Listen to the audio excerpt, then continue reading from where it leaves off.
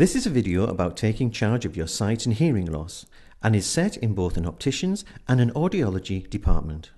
We all like to think we are sleek, smooth working machines, but time takes its toll on all of us and we can sometimes need a helping hand. A personal MOT if you like. As we get older, some of us might experience hearing and/or sight loss. For many, this can be frightening. For others, a case of just putting up with it. More than half of people over 60 in Scotland have some kind of hearing loss, and 1 in 5 people over the age of 75 have sight loss. Hello there, my name's Elizabeth and I've been here today to have my eyes tested, and it's important to recognise the signs of sight and hearing loss.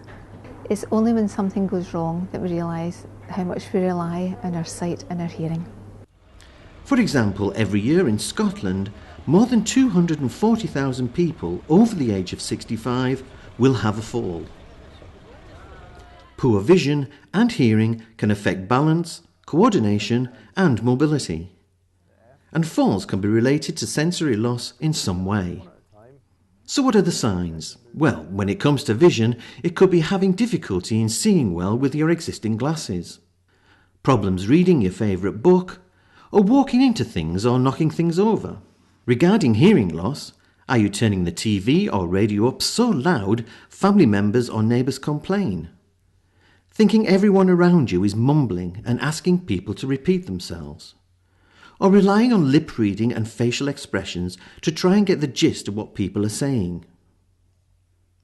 The gradual nature of sight and hearing loss for many older people can make it difficult to pinpoint the changes happening. Both can lead to feelings of isolation, and so people often feel left out in social situations.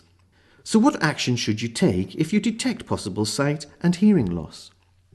The first thing to let you know is that all eye examinations and hearing checks in Scotland are free of charge under the NHS. When you visit your optometrist, provide them with as much information as possible. Tell them about your own eye history and also that of family members. If you wear spectacles, take your spectacles with you, and also a note of any medications that you may be taking. This will allow them to investigate any problems that you may be having. Having regular eye examinations can help maintain the vision that you have. It can also help us make the most of our remaining vision. Having regular eye examinations with your optometrist can also help pick up eye conditions early. It can also be a good way for the optometrist to detect problems with general health such as high blood pressure and diabetes. It's recommended that patients over 60 have an eye examination once a year. Taking charge of your hearing is very important. Research has shown that on average people wait up to 10 years before doing anything about their hearing loss from the point they first notice difficulties. To get a hearing test, visit your GP and ask him or her to refer you to your local audiology department. The results of the test will determine what course of action needs to be taken. A hearing test on average does take about half an hour, but the overall appointment is about an hour. And the reason for that is most of the time we will do a thorough history to make sure there are no other underlying causes why your hearing may be down, and to check lots of other things about you that are important for your hearing. What kind of social life you have, what kind of family life, if you've got other long-term conditions that may be affected by your hearing. So we've got to take a thorough history so we can take into consideration everything that's important to that patient should we have to think about hearing aid. Should hearing aids be recommended, digital hearing aids are available free on the NHS.